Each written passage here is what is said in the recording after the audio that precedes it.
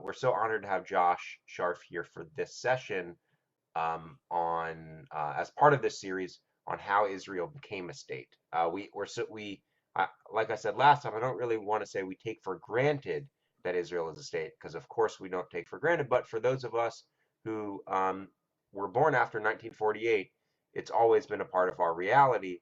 And so learning how this incredible modern miracle came to be is what Josh is going to walk us through today. So welcome, Josh. Yeah, well, it's great to be back. I'm really excited to keep moving forward in the material. So last week we covered Zionism, the ideology, where it comes from, and its many streams over the course of the years. Today we're going to focus in on, rather than talking about one ideological movement, we're going to focus on a number of years. We're going to focus on the years from 1881, 1882 to 1914, the outbreak of World War I, a time in history that researchers, Israeli historians call the first and second Aliyot. The first Aliyah and the second Aliyah, don't worry, we'll talk about that in a second.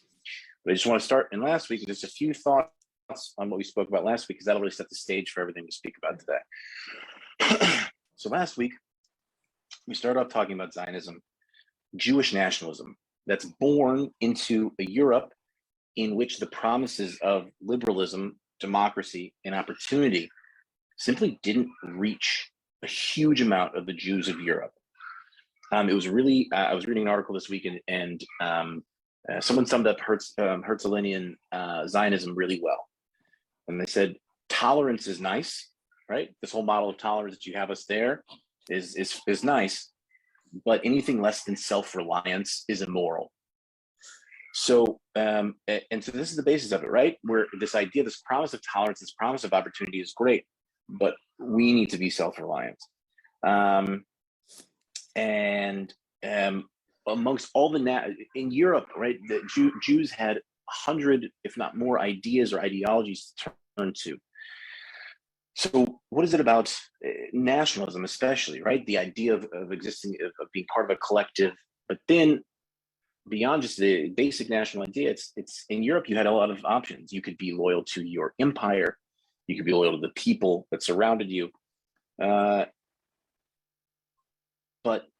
what about our national identity, right? And so Zionism comes as an answer to these questions.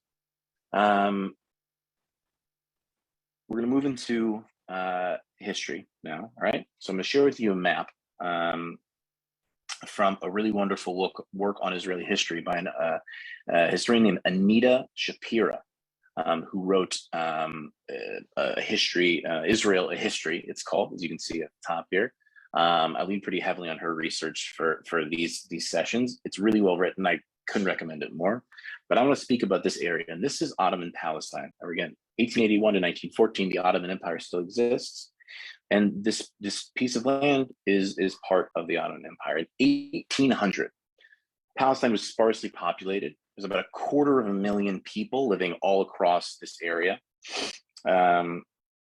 mostly in the cities. Outside the cities, it's a really dangerous place to be, somewhat like the Wild West. And amongst these cities, you really need to live behind a wall to be safe. And amongst these, about 6,500 Jews lived in the holy cities: Jerusalem, Hebron, Tzfat, and Tiberias. But over the years from 1800 to 1880, very briefly in 1840s, the Ottoman government is overthrown. A new leadership comes in, and what this leadership decides to do is to invite Europe into the Middle East, which hadn't been the reality before. But all of a sudden, in Europe, at the same time, there's a huge fascination with the Bible. There's a Bible boom across Europe, and of course, the stories of the Bible, which all reference the Holy Land, Palestine, Ottoman Palestine, the land of Israel, pulls Europeans towards it. And so over the course of 1800 to 1880, there's some infrastructure that has to be built by the Ottomans to serve the people coming in. For example, in 1869, there's the first paved road ever between Jaffa and Jerusalem. Before that, you just had to carry on your back, or you had to be on a pack animal. But now you bring carts. In 1892, the first train. And so from this population of 250,000 in 1800, we're really only get up to about 400,000 by the 1880s. It's not a boom economy. There's not a lot going on. basically everything is about pilgrimage from Europe. Right in the 1870s, right before our story begins in earnest today, we're talking about a population of maybe 30,000 Jews, mostly from Europe, coming to study, right? Mostly Ashkenazim, mostly ultra-Orthodox, right? Coming to study Torah in the land of Israel, living off of charitable efforts, and again, living in the cities. So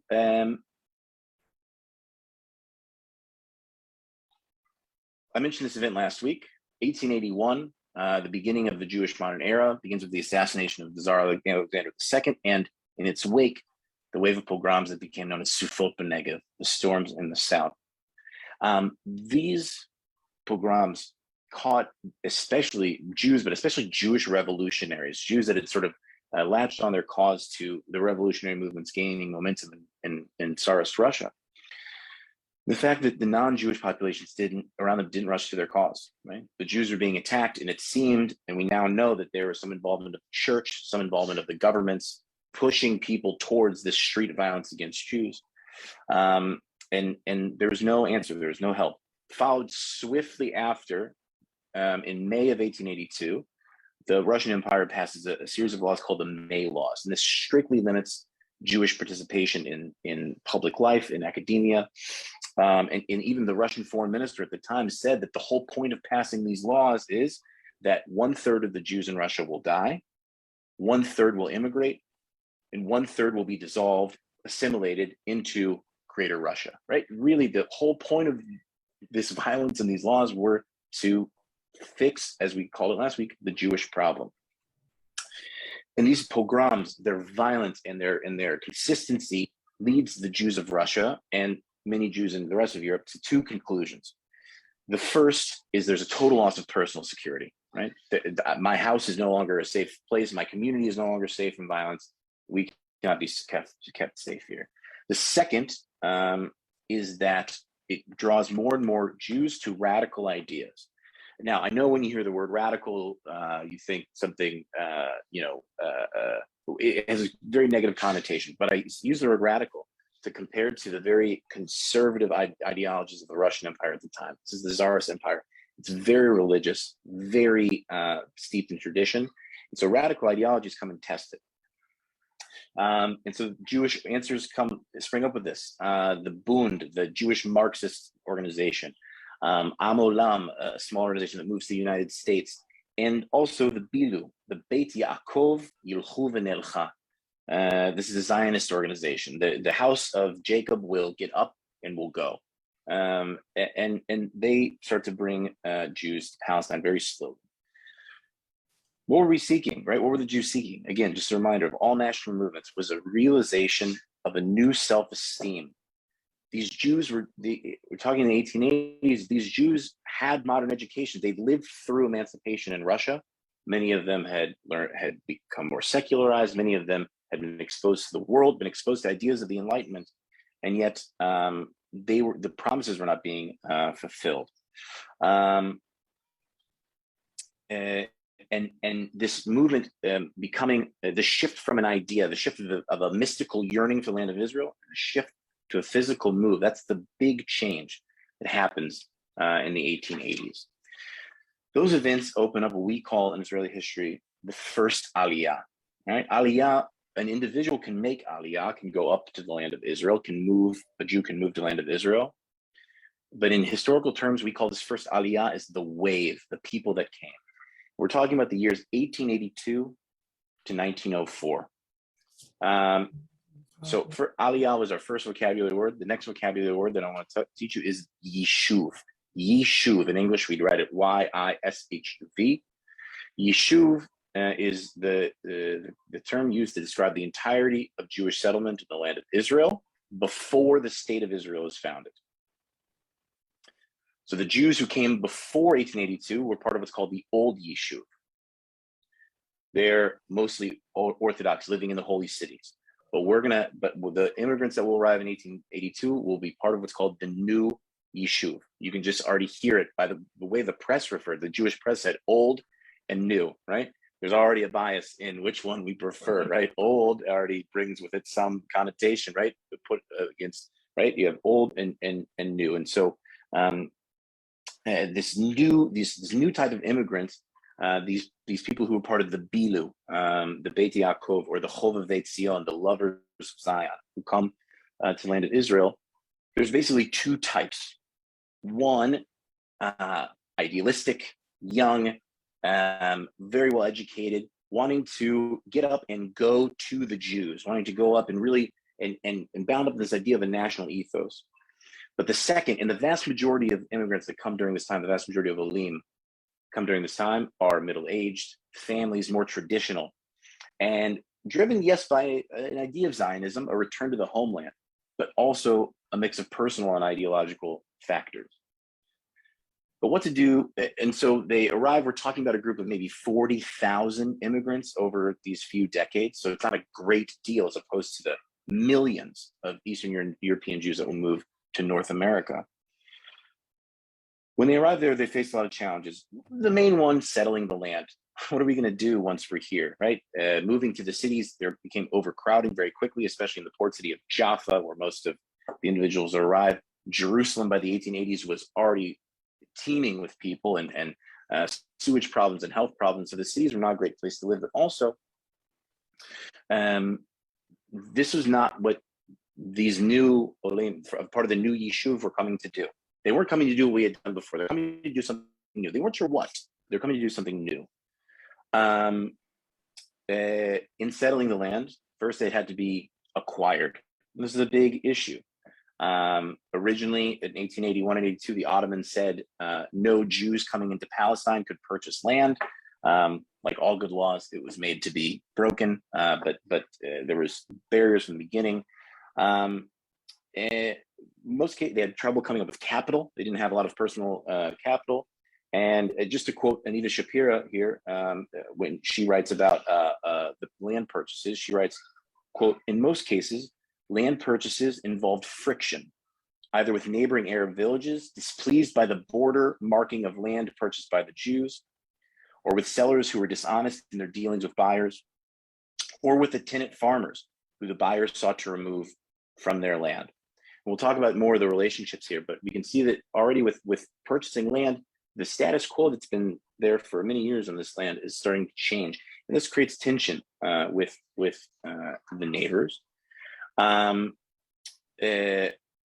order to overcome these issues, groups of these Olim would need to come together and pool their resources in order to buy from either Turkish or Arab effendis, the word for landowner here. What had been promised to many of them, that there would be organizational support for them once they got here to purchase land, to settle the land, turns out that didn't always come to pass. In the early 1880s, there's very little capital, there's very little resources. Near the end of the 1880s and 1890s, thankfully, international Jewry steps up. Specifically the name, who you'll recognize here, the Baron Edmund de Rothschild of the famous Rothschild family, takes the number of settlements that were built in the land of Israel, and takes them under his custodianship.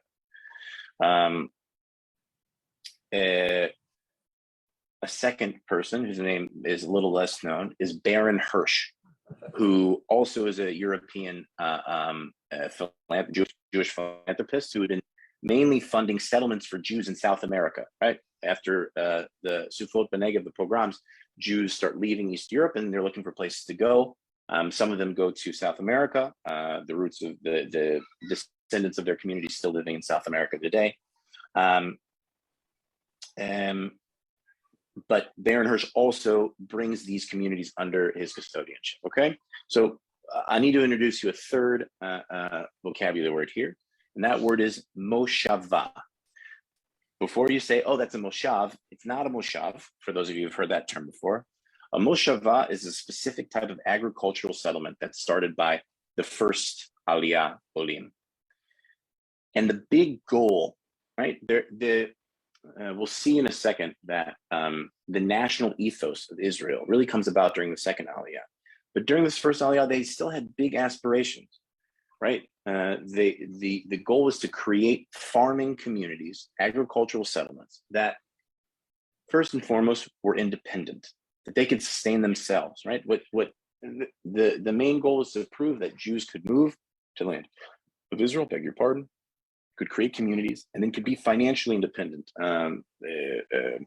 They could grow their own food, they could feed themselves, they had everything that they needed.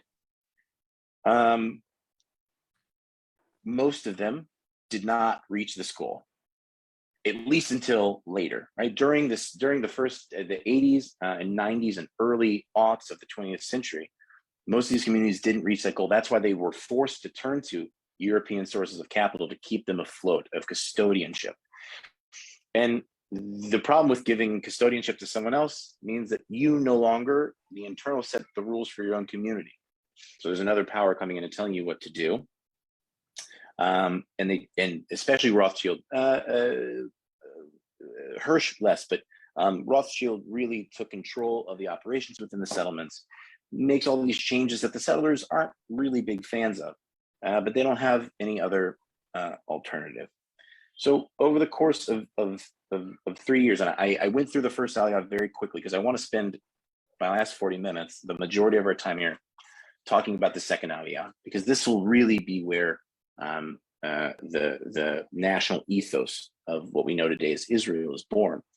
But I just want to say present a couple of big takeaways from the first Aliyah. First of all, actually, I'd like to show you a photo of the Olim of the first Aliyah. And I know the picture quality is not great. These are photos of photos that have been uploaded to the internet, so I brought the best I could find.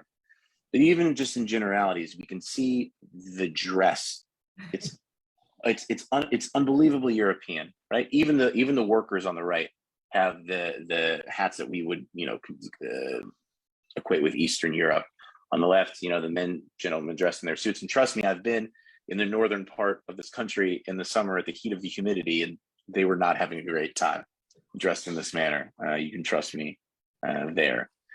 But even these two images can really show us a lot about, again, the ethos of who these people were, right? That they came to work to be part of the land, but Europe very much came with them, right? In this dream, the few of them that were ideologically motivated, that came to try to build something new, understood pretty quickly in those early years that the vision, the dream, didn't match up the reality that was waiting for them on the ground.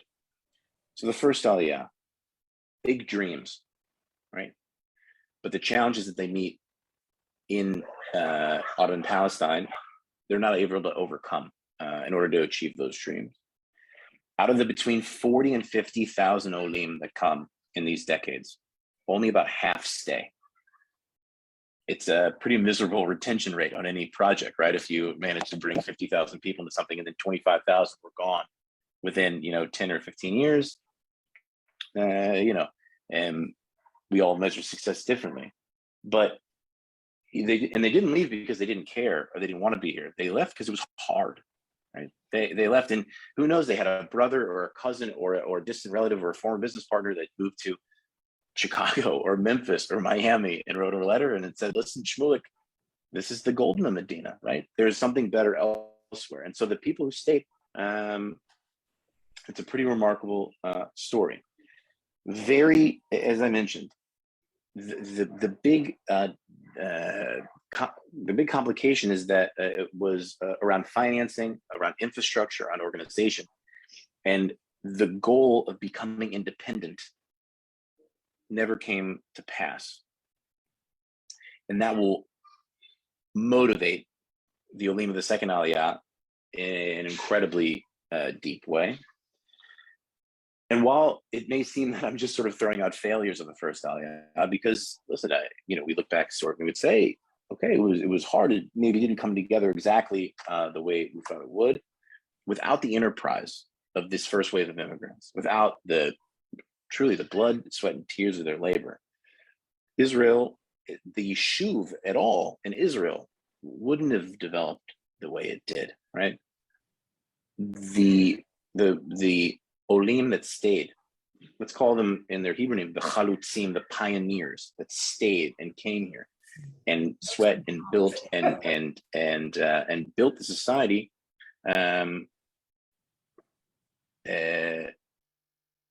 deserve our respect, and without them, it doesn't come into vogue, into focus, the Yishuv in Israel the way that it did historically. Okay, so that's the first Aliyah. I just want to stop there for a minute, and before I move into the second Aliyah and the rest of the session, I just wanted to ask: are there any questions? Can I clear anything up? Are there any terms? Anything not required, but I just wanted to stop. At any time, please feel to write a question in the chat. Ben, yeah, your hand's up. Go ahead. May I suggest that you give the list of the first Moshavot, like Rosh Pina, Gedera, Petach Tikva, Rishon LeZion, and so forth. Absolutely. Yeah. So as Uzi brought up, right, some of these Moshavot in the first wave of Aliyah are things that are places that perhaps you've either been to or heard of today. And beyond the names themselves, or really from the names themselves, you can connect yourself to the idealism and the dreams, right? Petach Tikva, right? The opening of hope, right? The beginning of hope. Rishon LeZion, the first to Zion, right? We were the first to be here. Zichron Yaakov, I believe, is named after a relative. Yeah, after a brother of either after Rothschild himself or a relative, right? Right, Rosh Pina, right? The foundation stone, right? The cornerstone, absolutely. So, even in the naming of these places, you really see the idealism really come through. And even though perhaps the execution was not that would build up to what becomes Israel, their foothold in the country sets the stage for what's to come. Ben, you had your hand up. Yeah, I don't know if this question will be answered, in the next 30 minutes. I suspect it might be. So, but I'm really fascinated with the notion that you had sort of. Well, I guess my question is what you kind of hinted that there was conflict with the old and the new, so new people coming in and sort of with their European perspectives. What sort of bound them together, I think, is my question, because there had to have been something to say, okay, well, we're gonna let these these folks in. I guess that's yeah, no, it's an excellent question. I would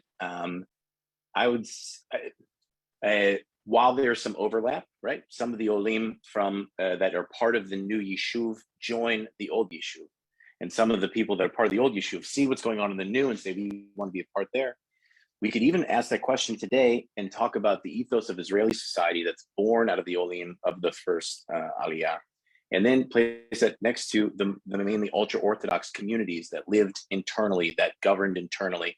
And we see that a similar, again, it's not the same, but we see a similar question today of this same sort of tension where secularized Israeli general society and ultra-Orthodox society, they exist together, right? They exist in the same place, but they don't march to the beat of the same drum many times. And so it's a great question. Where did they overlap? In a lot of places, but they also the tensions between them, religious versus not religious, radical ideas like individual liberty or Marxism versus Torah learning, Torah study, right? So we still have those tensions there, but it's a great question, and we'll talk about it a little bit more because then there will be sort of two layers of tension: the old Yishuv versus the new Yishuv, and also the immigrants of the second Aliyah, who have as much beef with the immigrants of the first Aliyah as they do with the old Yishuv. Ron, you had your hand up. A similarity of the Hebrew word Yishuv and Eruv, are they coming from the same community root? No. Arev, Eruv is with an Aleph, Ayin, Reish, Vav. And Yishuv comes from liyashev, it comes to settle. The Yishuv comes from the Hebrew word settlements, where Eruv comes from the Hebrew word to mean the religious marking around or barrier in which certain mitzvot can be followed or not. Yeah.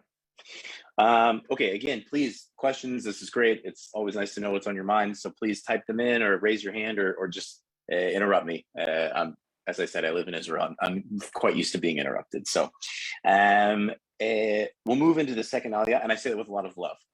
It's something that my Midwesterness had to learn to live with, but it does so very happily now. So we spoke about the first Aliyah from 1882 to 1903. And of course, these are terms that historians use to describe these movements later. We're going to move into the second Aliyah. And the second Aliyah is considered the years 1904 to 1914, this decade before the outbreak of World War I.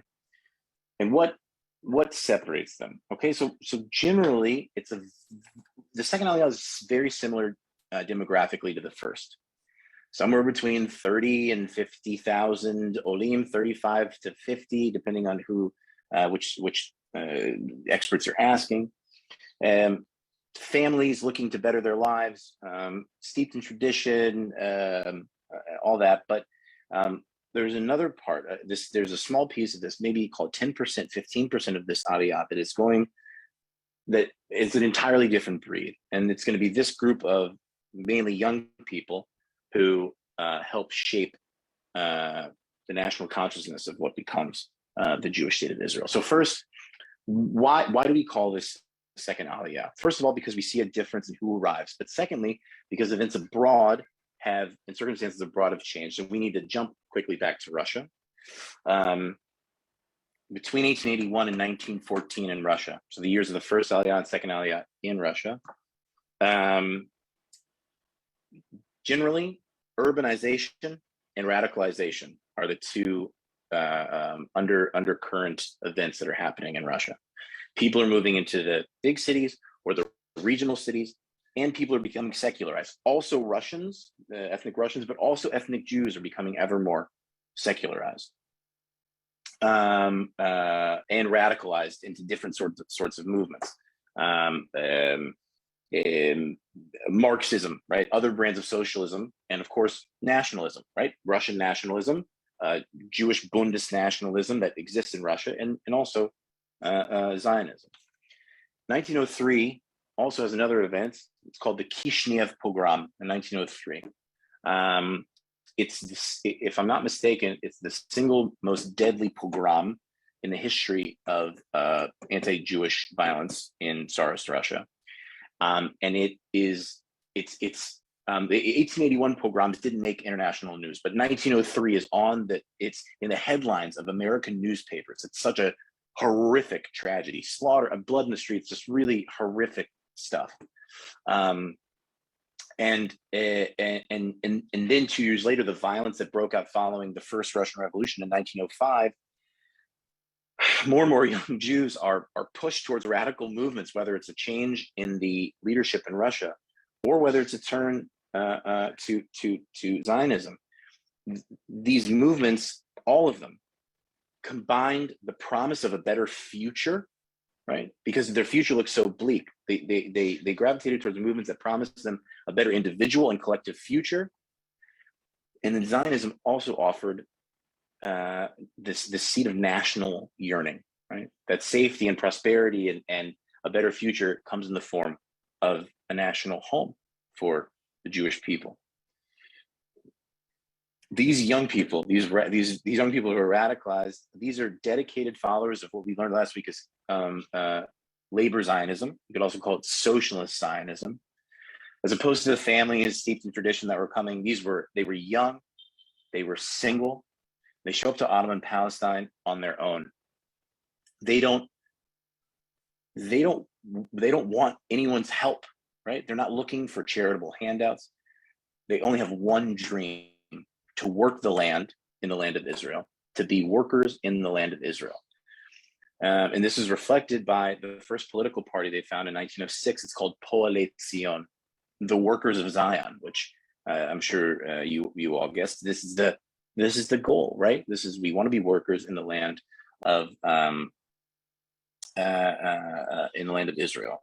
And as Ben, you asked earlier, this is where the conflict with the first Aliyah breaks out with the conflict of the second Aliyah. Okay, they see the first Aliyah. Many of them have become landowners, right? Places like Petach Tikva and Rishon LeZion, they own orange groves or citrus groves. They have employees, some Jewish, some not Jewish. This class, it's steeped in Marxist ideology, looks at those Olim of the first time and says, you all are classists. You all are the bourgeoisie. You all have created you all are not following the ideology. You're not following the blueprint to build, right, the society as we see it fit to be built, right? They sought no possessions. They dreamed of owning nothing. All they wanted to do was come and work the land, right? The battle cry of workers' movements since the French Revolution, and specifically of Russian workers' movements, has been the land for its workers. And that was their battle cry, the land for its workers. And it pushed these Olim, so these young single Olim of the second Aliyah, to push. They wanted to break out of the patterns that had been developed in the first Aliyah, right? That Jews maybe own the land, but Jews aren't working the land. They don't want it to be a landowner and worker relationship. They want, as we talked about, the inverted triangle, right? Where Jews will keep up every part of the economy and the society they're hoping to build. We can really sum this up we can sum up the ideology of the second Aliyah with in three ideas, okay? They're in Hebrew, and I'll break them down. The first is avodah ivrit. Avodah ivrit. It means Hebrew labor. Safa ivrit. It means Hebrew language. And the third is shmira ivrit, and that means Hebrew defense. The second Aliyah, these Olim, right, saw self-sufficiently, that more than just independence that the first Aliyah aspired to. They saw self-sufficiency and independence and Jewish participation at every single level of society and economy is as essential to building a just society, to building a correct society. And last time we talked about a text written by a man named Joseph Trumpeldorfer, said, where we summed it up as "I am that wheel." Whatever the nation needs, right? I is nothing, right? I is a canceled word, right? In the terms from using terms from our time for historical days. It's about we. It's about the nation. It's about the collective. The individual is meaningless, right? And so these people and these Olim behave in this manner. The wave starts in 1903, 1904. These young people are moving to the land of Israel, and they find themselves many times wandering the land, right? Looking for work, or wanting to be hired by one of these Jewish farms, but they didn't always have labor. Many times the local Arab labor came cheaper. Many times hiring a Jewish worker, especially a Jewish worker that was so ideologically driven and had a lot of ideas about how your farm should be run, wasn't always a good choice for a landowner, right? You don't want the person that's going to come to you at their afternoon break and tell you you're doing the whole thing wrong. And so it developed where there's this group of young people, passionate, motivated, dreaming of nationhood, of becoming something greater, yet they have nothing to do, right? And so 1909 becomes a landmark year because they start to organize. Two things happen in 1909 during the second Aliyah that really transforms what Israel will be. First of all, some photos from the second Aliyah, okay? So while we can see again, we still see Europe, we still see the diaspora of these individuals, right? You can see that amongst their numbers, youth is very, very clear here, right? Men and women mixed together, which we didn't see in that first Aliyah, where men would be working, they would be working in the fields, women would be tending the household. But here, in social, there is no such division of labor. Any job that men can do, women can do, maybe even better, right? And so we see this shift, this generational shift, even in these photos, right? There are no more hats, right? No more hats of Europe, right? We're starting more and more. They're trying to shape themselves to be part of their new reality. As I mentioned, 1909 is a transformative year for two reasons. All right, we'll start on the right. Okay, so in 1909, the second Aliyah workers, these chalutzim, these pioneers, find themselves in a dilemma. They have no capital, right? They cannot purchase or buy any land, and they utterly reject any sort of charitable efforts to help them. So not only do you have nothing, you accept help from no one. It's an interesting model for success in my book, but these individuals were convinced that they had the answer, and the answer and the motivation to build what would become the Jewish nation. The answer to this dilemma, this answer to this group of young people who wanted to work, who wanted to be part of the land, comes in the form of through the Jewish National Fund, the JNF, that had just been founded the year before in 1908. And it started purchasing land from landowners that would sell, is that they agreed that they would lease nationally owned land to the workers. And this overcame the idea of charity, because now you're not taking charity from anyone. No, you're now participating in the national efforts. Right? You are now an active participant in the dream of building a Jewish nation. By organizing workers in this manner, right, to lease them the land, to give them the land to do as they see fit with it, also creates a protection in the society, right? With these are the people that have a stake in it. These are the people that work the land, that build on the land, that sow the land, that cut the crops, and so there's protection to keep society intact. This brings us to the birth of, at first, what's called the first kibbutz. But that name goes out and becomes replaced by a name that you all know as the kibbutz. And in 1909, right, the first kibbutz is founded. It's called Degania. It's on the shores of the Sea of Galilee. And it's the first in a series, all right? Many of them still exist today in a different form, but they're still here on the ground. It's the first attempt in Jewish collective socialist living, and it's fascinating. It's an incredible story, and it's utterly unique to Israel. Right, the kibbutz is an Israeli phenomenon. It doesn't happen anywhere else. And if we had hours and hours, we could go deep into what this means. But the kibbutz would do a couple of things. First of all, it would, especially pre-state, it would create the economic independence of these agriculture communities that many of the first Aliyah took decades to achieve. The second is that as these settlements get spread out in the area of the Galilee, and we'll talk a little bit more about maps next week, you can start to see the shape of what eventually becomes the state of Israel taking form as more of these agricultural communities are founded, especially around the northern part of the country. And so the birth of the kibbutz happens in 1909, and the kibbutz will give birth to the first elite of Israeli society, the pioneers, the kibbutznikim, the chalutzim, the beautiful Jews that are tanned, wearing khaki uniforms, working the land. And this becomes the first, they become the first elite of pre-state society.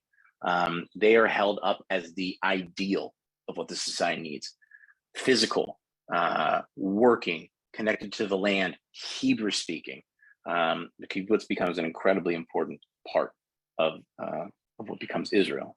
The second event is on the left side of your screen, and this is the poll, or this is the lottery drawing of the 60-odd families that came together in 1909 on the beaches north of Jaffa to decide which plots each would get in the new Jewish Hebrew-speaking city called Ahuzat Bait. Now you may be asking me, I don't know any city named Ahuzat Bait. You might know it by its name today, Tel Aviv. All right, Tel Aviv is founded in 1909, And if the kibbutz is the child of labor Zionism, then Tel Aviv is the child of political and cultural Zionism. The dream of the city to be a Hebrew-speaking hub, a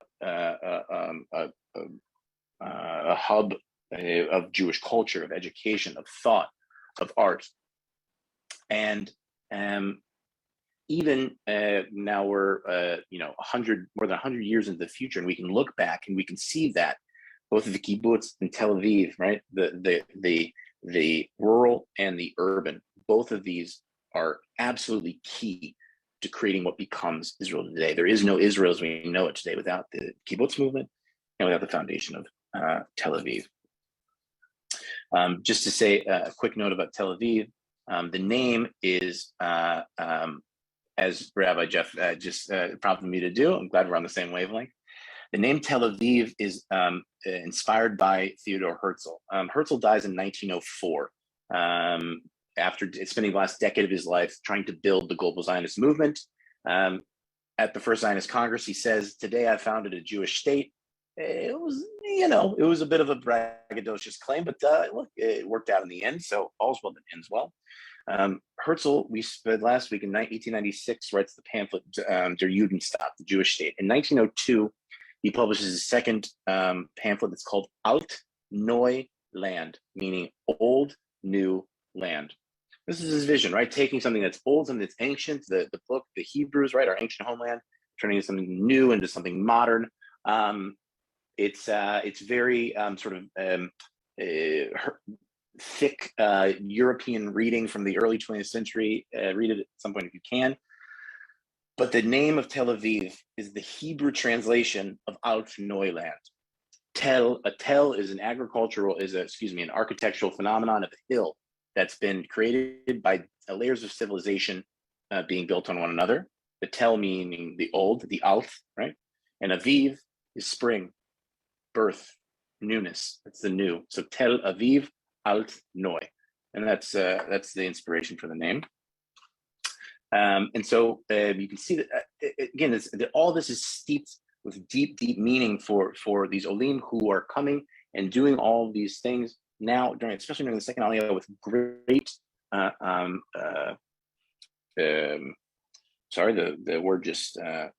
great conviction and great intentionality to build towards a national project. Again, the second Aliyah has a pretty tough retention rate, not quite the 50% that we lost during the first, but it's tough going. That said, these especially the youth, right, the ones who end up on the agricultural, the kibbutzim, the moshavim that will come, but then also those that are only there for a short time, people like David Ben Gurion, who will only be a worker for about a year, and then will move into the city and get involved in politics and in Zionist party politics, or people like Burl Katzenelson, who will be essential to shaping the ethos of the labor Zionist movement, but he himself is not physically gifted enough to pass the entrance exam to the kibbutz. I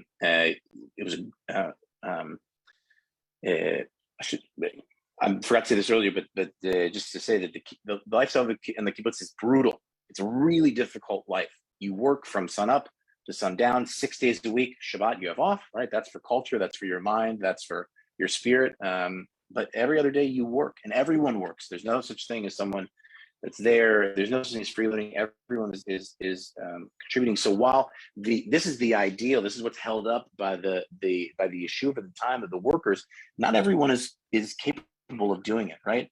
There's never more at any one given time more than 10% of the yeshuv or Israeli society that's represented by members of the kibbutz movement. It's a relatively small part of the society, but it's incredibly impactful, ideologically, culturally, and all that. So that's the first and second Aliyah. The last 15 minutes, we're going to talk about Jews and their neighbors, the building this new national consciousness. Any questions at this point? Just wanted to stop and take a breath and see if I could clear anything up, because I know it's a lot, but you'll pay good money, and I want to. Yeah, Ben, please. Yeah, I just want to make sure I understand this correctly, because this is kind of how I'm interpreting it. I'm seeing that the first had more of an ideal, like a utopian bend towards it, but wasn't necessarily pragmatic in how it was being addressed.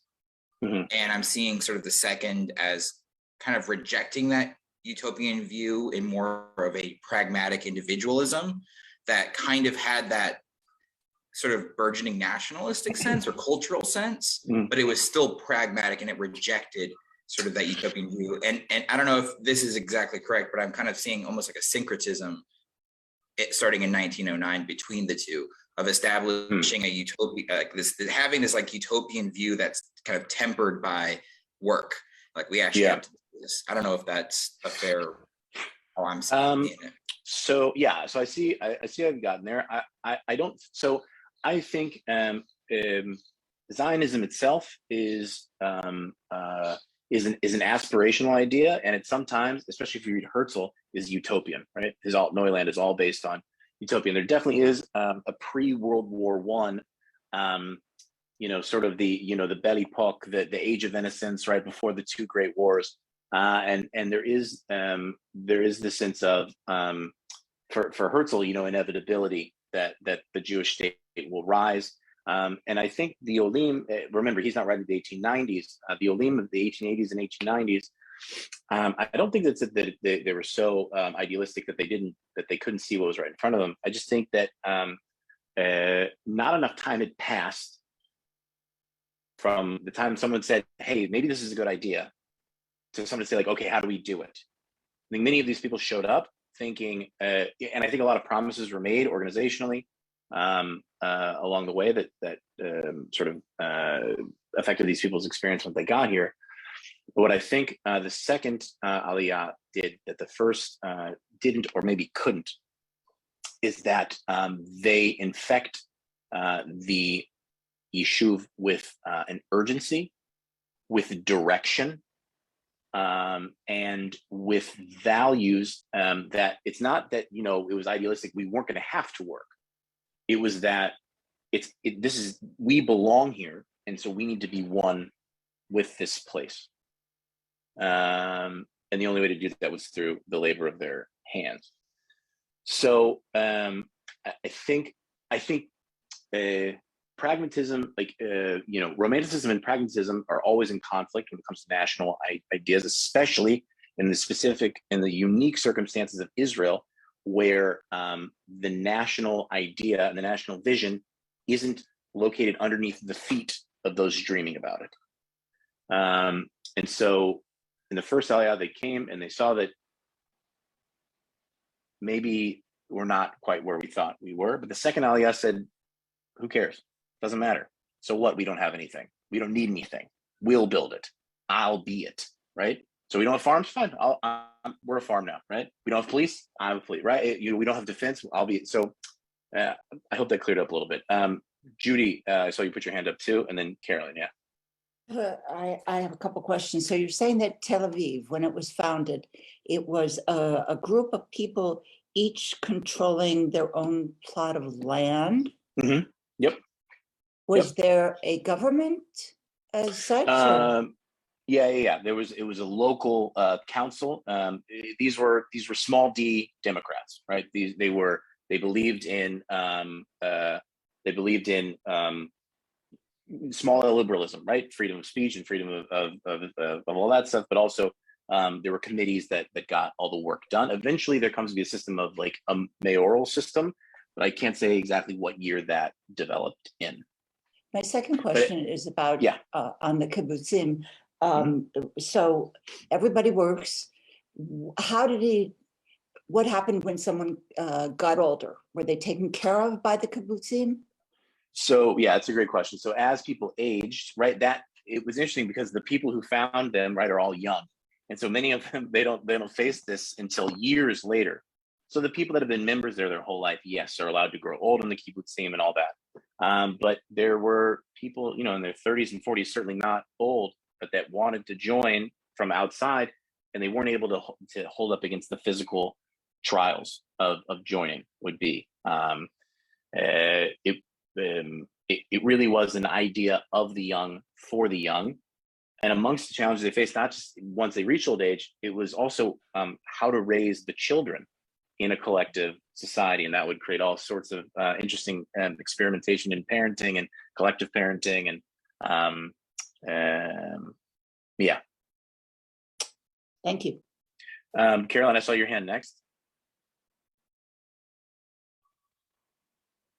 You need to, hold on. You got to agree to unmute yourself. Okay, there we go. Were the majority of these early settlers Russian, or was it like a blend of Eastern Europe? Okay, yeah, so I want to just to be a bit of a vocabulary pedant here. We're not talking about Israelis yet, right? These are Jews that are coming to Ottoman Palestine, but today they would be split between the nations of, Poland, Ukraine, Belarus, Russia, but what then was all Tsarist Russia. So they perhaps most of them Yiddish speakers at home. If they spoke another language, it was probably the lingua franca around them, so they could do business. Or if you had moved to a city or you'd been educated, you knew Russian. But yes, those are the majority. Uzi. Yeah, I just wanted to make a comment that I think that one of the difficulties for many people in the kibbutz or in the kibbutzim was not the hard work, but rather the collective life. Yep. Many that left, that was the avant-garde at the time, That's one thing. And the second thing, the whole philosophy at the time there of the kibbutz is that you provide as to your ability and you received for your need. The third comment also behind all this movement, or the labor movement, was not only to create a new society, but also to take the Gola out of the Jews. Yes, absolutely. Yeah. Yep. So anyway, no, and I'm glad you said that, to take the diaspora out of the Jews. I'm glad you said it, because that's exactly what we're going to go to for the last maybe 10 minutes here. Okay. Yeah, because we want to, no, but you brought me there perfectly, so thank you. Just one, I'm not going to spend as much time as I wanted to here, but just a quick comment, because it was brought up earlier, the relationships between Jews and their neighbors during these years, from the 1880s to 1914. Palestine itself under the Turks was broken up into a few different districts. During the first and second Aliyot, while Jewish nationalism was on the up and up, there's very little organized Arab nationalism yet, right? At the end, we'll tell a different story next week after World War I. But these years, there's not a lot of organized Arab ideas of building a nation there. If so, what would it look like? And during the same time, not only was there not a great Arab national movement, there was also the Yishuv didn't offer much of a threat to the Arabs locally. There weren't enough people, there weren't enough settlements. There's no threat of a power imbalance here. That said, it also offered the Arabs nothing, right? Because the ethos of the second Aliyah that says Hebrew labor means that Jews need to be working these places, right? We need to build a Jewish society. The disputes that did break out between neighbors were just that, neighborly disputes, water, borders, my herd, your herd, grazing rights. That said, inside of the ethos of the second Aliyah, there is a Hebrew defense organization started. It's called HaShomer. I just want to mention them very briefly. I think I have a picture here on the right. All right, this is HaShomer. You can see them on their horses with they've adopted Middle Eastern dress. And it's less significant that HaShomer, existed. Less significant for us is what HaShomer did. More significant is that just like the first Aliyah set the stage for the second, HaShomer, there's a Jewish defense organization, will set the stage for the Haganah, and then the Haganah will turn into the IDF, the Israeli Defense Forces, in the 40s. Okay, that's just really on one foot about the relationships. This is what I wanted to talk about. This is the last thing we'll speak about today. The creation of a national culture. Because it's not just enough that all these people are coming here and we're building a city or building agricultural settlements. there needs to be more than that. There needs to be a fabric connecting society. Most academics, when they talk about building a culture, especially a national culture, they describe it as a planned construction, something that has been pre-designed. It's not the case for Zionism in the Yishuv. It's certainly not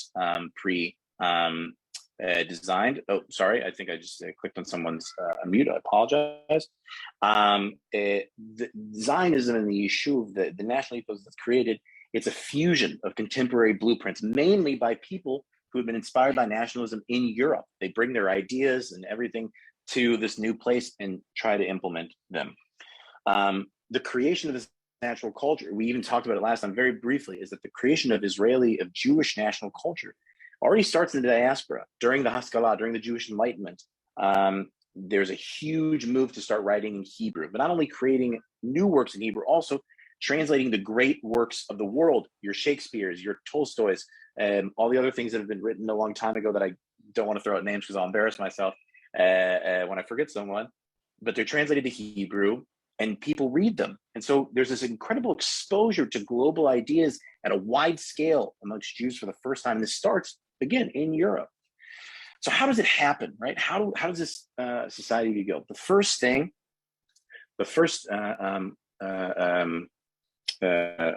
effect that has a great influence here is secularization. I brought up the word once already, but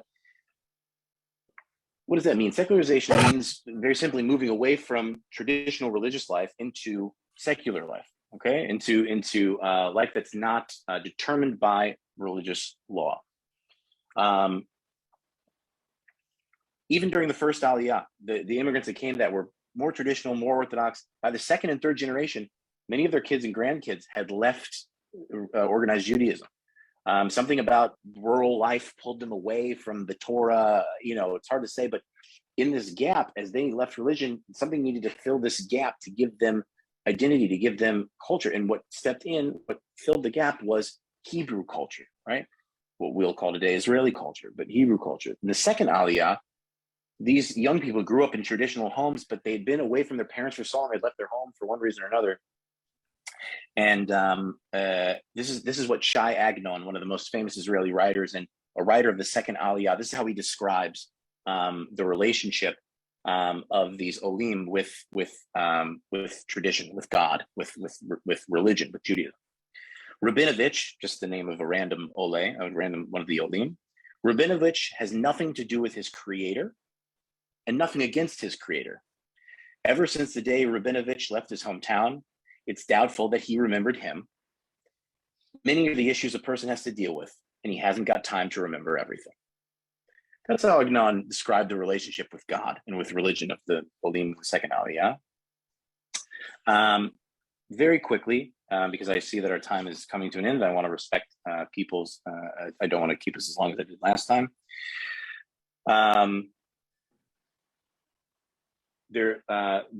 What is created is in the terms of the time is the new Jew, Hayudia Chadash, the new Jew. What we want to do is we want to take a Jew from the diaspora, we want to move him or her to the land of Israel, and we want to create something new.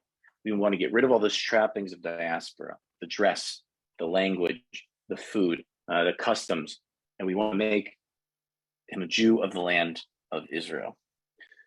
The two fingers of the two models that fuse together to make up what we know as secular Israeli society is there's one school led by Achad Ha'am that we spoke of last week, whose influence, whose quote that guides him is not by might and not by power, but by spirit alone.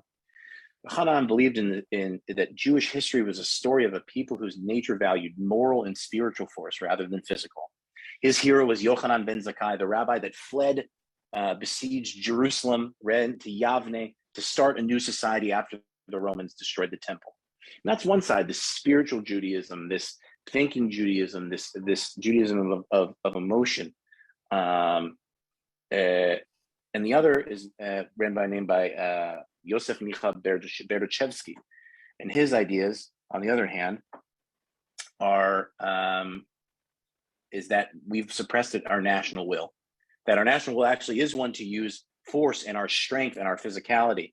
And his heroes weren't the Rabbi ben Zakkai. His heroes were Samson and the Maccabees. and Joshua and Saul, these heroes, these warriors of the Bible, and these two ethoses are brought together and fused, most significantly because they both agreed that the Hebrew language would be used as the spoken language of the Jews. They both agreed that the national ethos of the Jewish people demanded the Jewish language, and that was Hebrew. I don't think it's overemphasizing that when I say the most impressive thing that the Zionist movement ever did, which I guess, we have to give it to building a state, but a close second, if not a first, is the revamping of the Hebrew language as a modern spoken language today. Can't take it for granted, as Rabbi Dreyfus said at the beginning, especially Hebrew as a language, not only because today it means that most Jewish creativity every year is created in Hebrew, which is an amazing thing, and it has not been the case for hundreds of years. There's a few more things, but I think I'm going to leave them until next week because I don't want to take up too much of everyone's time past the 7 o'clock hour here in Israel. And we'll pick up right here where we left off, the creation of a national ethos, and I think that will push us really nicely into the post-World War I days, where we'll talk about how the ethos is created and is strengthened, but also we start to see the roots of, rather than individual or neighborly conflict, like we mentioned here very briefly, we'll start to see the roots of a national conflict, and we'll start to see where this takes shape. And so alongside the Jewish development and the building of society and then a state, we'll also see Arab nationalism start to develop, the desire for a state, and the tension that breaks out between these two movements between World War I and World War II. Thank you all so much for your questions. If you have questions in the meantime, please pass them along to Rabbi Dreyfus. He'll send them my way. I would love to answer them. Again, I really can't recommend enough the book Israel, A History by Anita Shapira. It's an excellent work, and I leaned pretty heavily on it for my research for this session, amongst other things, but it really is one of the best books, in my opinion, that gives you sort of a collective story here. Rabbi, thank you so much for having me. I miss Memphis when I'm not there, and I look forward to the next time I can get back. So wishing everyone a Shavua Tov, a wonderful week, and we'll meet again here next Sunday.